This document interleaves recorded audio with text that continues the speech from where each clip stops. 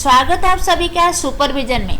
आज हम पढ़ेंगे सी प्रोग्रामिंग लैंग्वेज का एक बहुत ही इंपॉर्टेंट टॉपिक, जिसमें हम डिस्कस करेंगे कि अगर एक एक्सप्रेशन में more than one times increment या फिर डिक्रीमेंट ऑपरेटर यूज हो रहा है and more then one time जो फॉर्मेट स्पेसिफायर्स यूज है, उस तरह का एक्सप्रेशन को हम कैसे इवैल्यूएट कर सकते हैं। ये एक इम्पोर्टेंट टॉपिक अपने आप में ही है, क्योंकि इसके ऊपर बहुत ज़्यादा क्वेश्चंस आता है आपका इंटरव्यूज वगैरह में, इवन आपका कम्पिटिटिव एग्जाम में भी, सेमिस्टर एग्जाम्स में भी इसके ऊपर काफ़ी क्वेश्चंस आते हैं। एंड आई होप कि इस वीडियो के दौरान मैं आपका जो कॉन्सेप्ट है उसको अच्छे तरह से क्लियर कर पाऊंगी। तो चलिए स्टार्ट करते हैं। तो जैसे कि हमें पता है कि इंक्रीमेंट ऑपरेटर का मतलब क्या होता है कि ये इंक्रीमेंट ऑपरेटर वेरिएबल का जो वैल्यू है उसको बाई वन इंक्रीज करता है, एंड डिक्रीमेंट ऑपरेटर क्या करता है कि वेरिएबल को वैल्यू को बाई वन डिक्रीज करता है, जो कि हम प्रीवियस लेक्चर में पढ़ चुके हैं। अगर आप वीडियोस को नहीं देखे तो आप मेरे चैनल का प्लेलिस्ट में जाके उन वीडियोस को देख सकते हैं। जैसे हम यहाँ पे सिंटैक्स देख पा रहे हैं कि इंक्रीमेंट ऑपरेटर में क्या होता है कि हमारा कैसे सिंटैक्स लिखते हैं, x प्लस प्लस लिखते हैं। तो प्लस प्लस यहाँ पे क्या हो गया, इंक्रीमेंट ऑपरेटर है। किसके साथ यूज हुआ है, वेरिएबल x के साथ यूज हुआ है। दैट मीन्स जो इंक्रीमेंट एंड डिक्रीमेंट ऑपरेटर है ये हमेशा वेरिएबल्स के साथ ही यूज होता है, हम उसको कांस्टेंट के साथ यूज नहीं कर पाएंगे। दैट मीन्स कि x मेरा वेरिएबल हो गया जिसके साथ मैं इंक्रीमेंट ऑपरेटर यूज की हूँ। तो यहाँ पे जो इंक्रीमेंट ऑपरेटर है वो किस तरह का इंक्रीमेंट ऑपरेटर है, वो हो गया आपका पोस्ट इंक्रीमेंट ऑपरेटर। तो यहाँ पे नेक्स्ट आप देख पा रहे हैं कि syntax of decrement operator. That means यहाँ पे जो डिक्रीमेंट ऑपरेटर माइनस माइनस यहाँ पे लिखा हुआ है वो किसके साथ यूज हुआ है, वेरिएबल x के साथ यूज हुआ है। दैट मीन्स यहाँ पे x का जो वैल्यू है वो बाई वन डिक्रीज होगा, यहाँ पे x का जो वैल्यू है वो बाई वन इंक्रीज होगा जब भी हम इंक्रीमेंट ऑपरेटर यूज करेंगे। दैट मीन्स कि इंक्रीमेंट एंड डिक्रीमेंट ऑपरेटर जो भी वेरिएबल के साथ यूज होता है उसका वैल्यूज को हम आइदर वन इंक्रीज करते हैं अगर इंक्रीमेंट ऑपरेटर यूज हुआ है, नहीं तो बाई वन डिक्रीज करते हैं अगर हमारे पास डिक्रीमेंट ऑपरेटर यूज हुआ है। एंड याद रखिएगा कि जो इंक्रीमेंट डिक्रीमेंट ऑपरेटर है वो हमेशा वेरिएबल के साथ ही यूज होता है। तो इंक्रीमेंट एंड डिक्रीमेंट ऑपरेटर दो तरह का हो सकता है, एक हो गया प्री इंक्रीमेंट ऑपरेटर या एक हो गया post increment operator, and same thing decrement operator के साथ भी एप्लीकेबल है। तो यहाँ पे हम देख पा रहे हैं जो इंक्रीमेंट ऑपरेटर है वो वेरिएबल के बाद में यूज हुआ है, इसीलिए हम इसको बोलेंगे पोस्ट इंक्रीमेंट ऑपरेटर। यहाँ पे हम देख पा रहे हैं कि जो डिक्रीमेंट ऑपरेटर है वेरिएबल के बाद यूज हुआ है, दैट मीन्स ये भी हो गया हमारा पोस्ट डिक्रीमेंट ऑपरेटर। इसके बारे में डिटेल्स एंड कैसे हम इवैल्यूएट करेंगे ये मैं प्रीवियस लेक्चर में बता चुकी हूँ, आप उस वीडियोस को मेरा थोड़ा देख लीजिए। तो नेक्स्ट देख लेते हैं। ये हो गया कुछ एग्जाम्पल जिसके थ्रू में हमारा कॉन्सेप्ट क्लियर हो जाएगा कि हम कैसे इंक्रीमेंट डिक्रीमेंट ऑपरेटर को यूज अच्छे से कर सकते हैं। यहाँ पे देखिए क्या लिखा हुआ है, x, y एंड z जो है तीनों वेरिएबल्स हो गए। तीनों किस तरह का वेरिएबल है, इंटीजर तरह का वेरिएबल है। यहाँ पे x का वैल्यू हम 6 लिए हैं, y का वैल्यू 5 लिए हैं एंड z का वैल्यू कितना लिए हैं, 4 लिए हैं। अब हम यहाँ पे लिख रहे हैं y equal x plus plus. तो इसका कहने का क्या मतलब है कि y equal x plus plus का मतलब है कि x में जितना वैल्यू है वो पहले हम किसको असाइन करेंगे, y को असाइन करेंगे, देन x का वैल्यू बाई वन इंक्रीज कर जाएगा। मेरे बात ध्यान पे सुनिएगा, यहाँ पे y equal x plus plus का मतलब है कि x में आपका इनिशियल जितना भी वैल्यू है उस वैल्यू को आपको कहाँ देना है, y को देना है। देन x का वैल्यू को आप बाई वन इंक्रीज कराओगे। ये कौन सा केस है, ये पोस्ट इंक्रीमेंट ऑपरेटर का केस है। तो यहाँ पे x का कितना वैल्यू है, x का वैल्यू है हमारा 6। तो 6 को हम कहाँ दे रहे हैं, y को दे रहे हैं। दैट मीन्स y का कितना वैल्यू हो गया, y इक्वल 6 हो गया। देन x का वैल्यू को बाई वन हम इंक्रीज कराएंगे। तो x में कितना था, 6 था, अभी बाई वन इंक्रीज हुआ तो x का वैल्यू कितना हो गया, 7 हो गया। हमें पता है x प्लस प्लस का मतलब है x equal x plus 1 and x minus minus का मतलब है x इक्वल x माइनस 1। तो यहाँ पे नेक्स्ट देख लीजिए क्या लिखा हुआ है, z equal minus minus Y. That means कि हम क्या करेंगे, पहले डिक्रीमेंट कराएंगे फिर यहाँ पे असाइन कराएंगे। लेकिन हम यहाँ पे क्या कर रहे थे, पहले हम असाइन कर रहे थे फिर इंक्रीमेंट कर रहे थे। ये केस था हमारा पोस्ट इंक्रीमेंट का, ये केस है हमारा प्री डिक्रीमेंट का। तो प्री डिक्रीमेंट का मतलब है कि पहले डिक्रीज कराओ फिर उसको असाइन कराओ। तो यहाँ पे क्या हुआ, z equal minus minus Y, that means y का वैल्यू को पहले बाई 1 डिक्रीज कराइए फिर उसको z में असाइन कराइए। तो y का वैल्यू कितना था, 5 था। अभी 5 का जो यहाँ पे y का वैल्यू 6 था, यहाँ पे देखिए y इक्वल 6 था। तो 6 का जो है 6 को हम बाई 1 डिक्रीज कराएंगे तो कितना होगा, 5 होगा। तो उसी 5 को हमें कहाँ देना है, z को देना है। दैट मीन z का वैल्यू कितना हुआ, 5 हो गया एंड y का वैल्यू तो हमारा पहले से डिक्रीज हो गया था, that means y is also 5। तो यहाँ पे देखिए एक एक स्टेप आप देखते आइए, उसी के हिसाब से हम वैल्यू चेंज कराएंगे। तो ये जो लाइन था ये हमारा इनिशियल वैल्यू दिया हुआ था। तो जैसे ही हम चेंजेस कराएंगे सारा एक्सप्रेशन में, वो सारा चेंज वैल्यू को हम नेक्स्ट एक्सप्रेशन में यूज करते जाएंगे। तो यहाँ पे नेक्स्ट देखिए क्या लिखा हुआ है, x equal Y plus plus. That means ये भी सेम केस है हमारा पोस्ट इंक्रीमेंट का। दैट मीन्स पहले हम वैल्यू असाइन कर देंगे फिर हम इंक्रीज करेंगे। तो यहाँ पे x equal Y plus plus हो गया। दैट मीन्स y का जो वैल्यू है उसको हमें कहाँ देना है, x में देना है। देन y का वैल्यू को हम बाई 1 इंक्रीज कराएंगे। अब देखिए y का कितना वैल्यू है, y इक्वल 5 है। तो इस 5 को हम कहाँ दे रहे हैं, x को दे रहे हैं। तो x में कितना वैल्यू आ गया, x इक्वल 5। देन हम क्या कर रहे हैं, y का वैल्यू को बाई 1 इंक्रीज कराएंगे। तो y में कितना था, 5 था। अभी 5 में 1 हम ऐड कर दिए तो कितना हो गया, y का वैल्यू 6 हो गया। अब नेक्स्ट देखिए क्या लिखा है, z equal x minus minus. तो ये हमारा केस हो गया पोस्ट डिक्रीमेंट ऑपरेटर का। तो इसका मतलब क्या है कि पहले हम वैल्यू असाइन करेंगे फिर x का वैल्यू को बाई 1 डिक्रीज कराएंगे। तो x में कितना वैल्यू है, x में देखिए कितना है, 5 है, x इक्वल 5। तो ये जो 5 वैल्यू है हमें उसको कहाँ देना है, z में देना है। तो z के पास कितना रहेगा, z इक्वल 5 बन गया। अब x में जितना भी वैल्यू है, x में कितना है, 5 है, उसको बाई 1 आपको डिक्रीज करना है। तो 5 से अगर 1 को डिक्रीज करेंगे तो कितना होगा, 5 का वैल्यू को 1 से माइनस करोगे तो कितना होगा, 4 हो जाएगा। दैट मीन्स x का वैल्यू कितना है, 4 है। तो ये था कुछ एक्सप्रेशन जिसमें हम सीखे कि अगर वैल्यूज गिवन रहेगा एंड एक्सप्रेशंस गिवन रहेगा तो हमें कैसे जो नया वैल्यू वो मिल सकता है। तो ये था हमारा initial value x y z variables का वैल्यूज। देन हम जैसे एग्जीक्यूट करते जाएंगे उसी का वैल्यू को हम नेक्स्ट में यूज करते जाएंगे। तो चलिए नेक्स्ट पढ़ लेते हैं। यहाँ पे देखिए ये हो गया हमारा कुछ एक्सप्रेशन जिसके बारे में हम आगे वाले स्लाइड में डिस्कस करने वाले हैं। यहाँ पे देखिए आपका बहुत सारा that means more than 1 format specifiers use है एंड मोर देन 1 टाइम्स आपका जो इंक्रीमेंट ऑपरेटर यूज हुआ है विद द वेरिएबल्स। तो अगर आपको इस तरह का सिचुएशन मिलेगा, इस तरह का एक्सप्रेशन मिलेगा, हम इसको एक्सप्रेशन इसीलिए बोल रहे हैं क्योंकि ऑपरेटर एंड ऑपरेंड दोनों का कॉम्बिनेशन है। यहाँ पे देख पा रहे हैं आप i प्लस प्लस है, प्लस प्लस i है, यहाँ पे खाली i है, देन यहाँ पैरेंथेसिस वगैरह है। दैट मीन्स ये क्या है, एक कंप्लीट एक्सप्रेशन है जिसमें ऑपरेटर भी है एंड ऑपरेंड भी है। तो यहाँ पे हम देख सकते हैं कि बहुत सारा जो मल्टीपल टाइम्स आपका जो इंक्रीमेंट ऑपरेटर यूज हुआ है with the variables and multiple times आपका जो फॉर्मेट स्पेसिफायर्स यूज है। तो अगर इस तरह का एक्सप्रेशन आपको मिल रहा है तो आपको कैसे इसका वैल्यू फाइंड करना पड़ेगा। तो देखिए एक चीज ध्यान रखिएगा कि अगर इस तरह का सिचुएशन आपके पास आ रहा है देन वेरिएबल्स को आप इवेल्युएट करेंगे फ्रॉम राइट टू लेफ्ट। ये चीज ध्यान रखिएगा कि वेरिएबल्स को हम इवेल्युएट करेंगे फ्रॉम राइट टू लेफ्ट, लेकिन प्रिंट कराएंगे फ्रॉम लेफ्ट टू राइट। दोनों में डिफरेंस है। दो चीज ध्यान रखिएगा कि अगर मोर देन 1 टाइम्स आपका इंक्रीमेंट और डिक्रीमेंट ऑपरेटर यूज हुआ है एंड मोर देन 1 टाइम्स आपका जो फॉर्मेट स्पेसिफायर्स यूज है, then you have to evaluate the variables from right to left. Right to left आपको इवेल्युएट करना पड़ेगा, बट आप प्रिंट कराएंगे from left to right. That means कि आपको पहले i प्लस प्लस का वैल्यू फाइंड करना पड़ेगा, देन प्लस प्लस i का वैल्यू फाइंड करना पड़ेगा, देन i का वैल्यू फाइंड करना पड़ेगा। हम कहाँ से गए, हम गए फ्रॉम राइट टू लेफ्ट।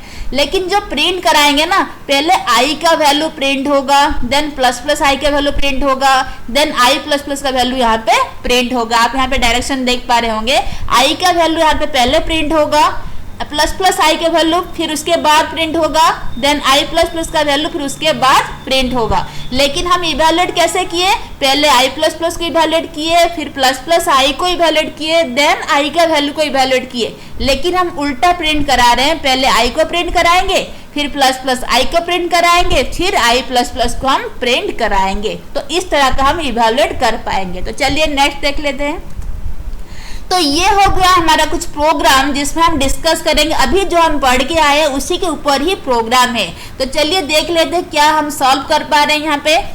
तो इसमें हम देख सकते हैं कि हैश इंक्लूड stdio.h, जो कि हम बहुत बार इसको डिस्कस कर चुके हैं, standard input output header file जो कि प्रिंटफ एंड स्कैनफ फंक्शन को सपोर्ट करता है। हम यहाँ पे अपना प्रोग्राम में प्रिंटफ फंक्शन का यूज किए हैं, that's why we have used here standard input output header file, जो कि इंक्लूड हुआ है या फिर एसोसिएट हुआ है with the programs by the pre processor hash include. तो यहाँ पे हो गया void main, that means main function यहाँ पे स्टार्ट हुआ है जो कि कुछ नहीं रिटर्न कर रहा है, इसलिए इसका जो रिटर्न टाइप है वो क्या है, void है। void means nothing. यहाँ पे स्टार्ट हुआ है, कर्ली ब्रैकेट स्टार्ट हुआ, यहाँ पे आपका क्लोज हुआ है, that means with in the body of the main function जितना भी कुछ स्टेटमेंट्स रहेगा उसको हमें एग्जीक्यूट करना है। अब यहाँ पे देख पा रहे हैं कि आई है कि इंटीजर वैल्यू हो गया, वेरिएबल है जिसका कितना वैल्यू है, 2 वैल्यू दिए हैं। देन हम क्या कर रहे हैं, प्रिंट करा रहे हैं, प्रिंटफ हम 3 वैल्यू यहाँ पे प्रिंट करेंगे। देखिए यहाँ पे %d %d 3 बार है, दैट मीन्स हमें 3 बार वैल्यू पुट करना है या फिर प्रिंट करना है। तो यहाँ पे इसलिए हमें 3 वेरिएबल चाहिए, तो हम यहाँ पे 3 वेरिएबल भी लिखे, दैट मीन्स आई को हम 3 बार लिखे हैं। तो इस तरह का अगर एक्सप्रेशन आपके पास गिवन है, हमें पता है कि हमें इवैल्यूएट करना है from right to left, that means हमें आई प्लस प्लस को पहले लेना है, फिर प्लस प्लस आई को लेना है, फिर जाके आई को लेना है। लेकिन हम यहाँ पे प्रिंट कैसे कराएंगे, पहले %d लेंगे, फिर %d लेंगे, फिर ये थर्ड वाला %d लेंगे। दैट मीन्स आई का वैल्यू जो है यहाँ आ जाएगा थर्ड में, प्लस प्लस आई की वैल्यू यहाँ आ जाएगा सेकेंड में, then I plus plus value यहाँ पे आ जाएगा लास्ट में।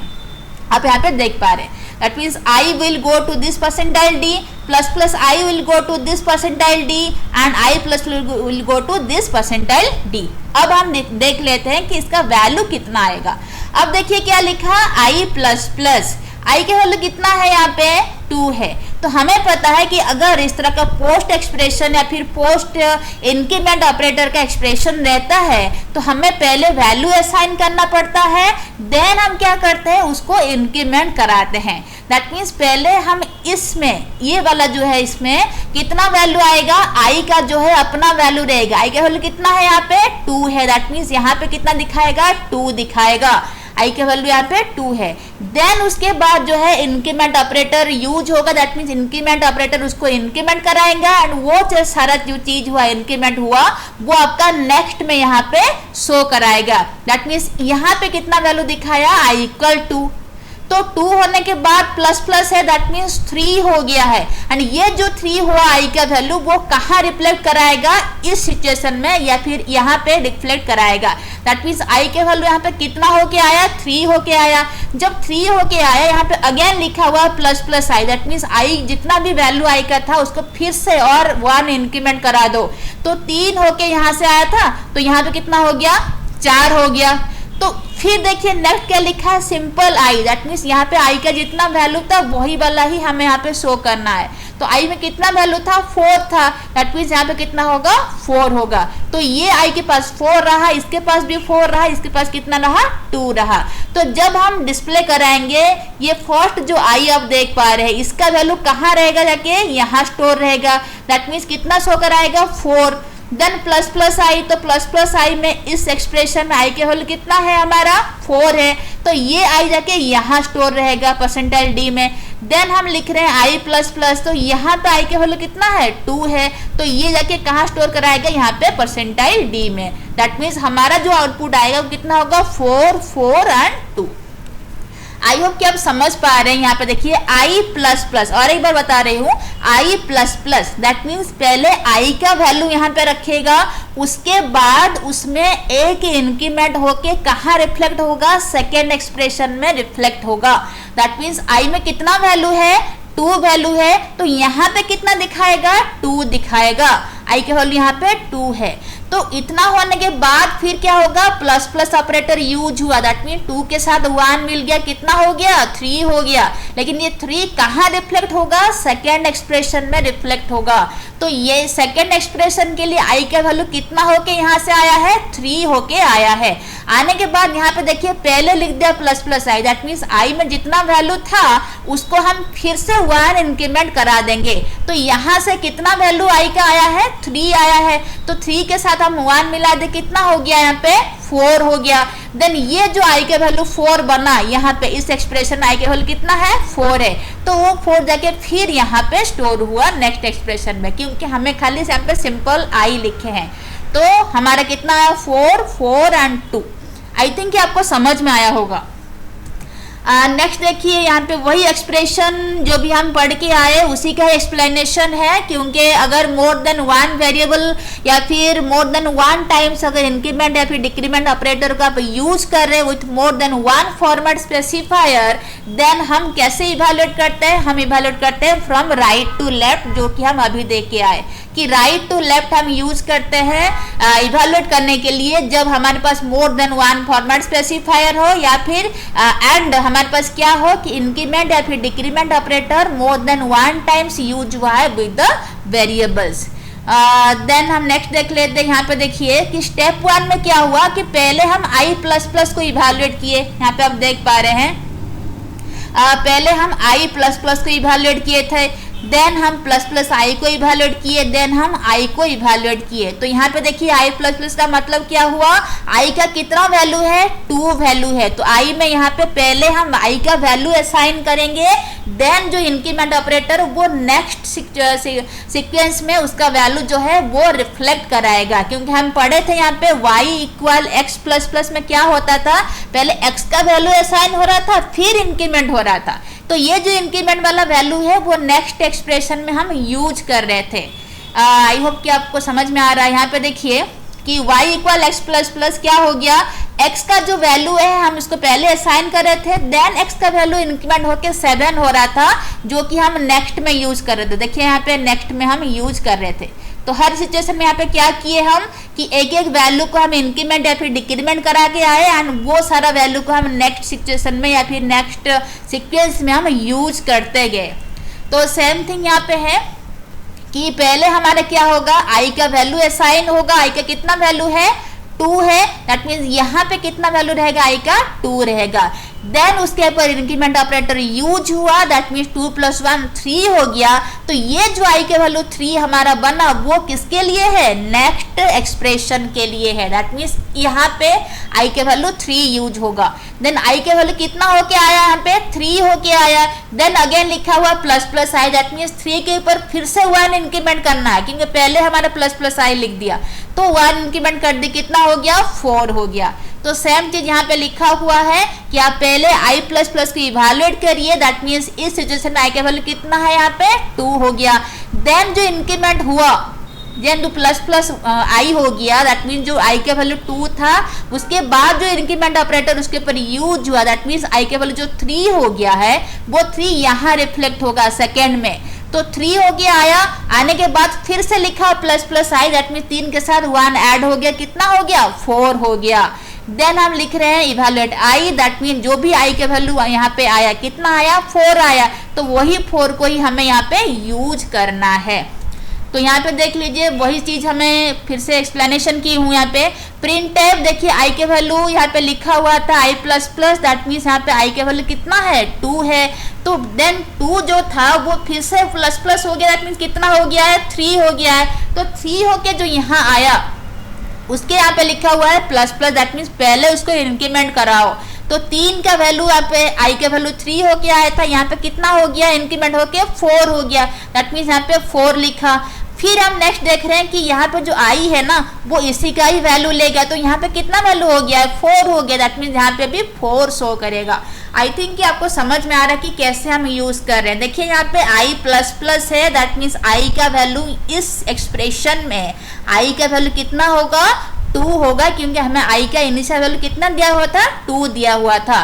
तो 2 होने के बाद ये जो इंक्रीमेंट ऑपरेटर यूज हुआ 2 + 1 3 हो गया, ये जो 3i का वैल्यू है वो कहाँ रिफ्लेक्ट होगा, इस सिचुएशन में, इस एक्सप्रेशन में रिफ्लेक्ट होगा।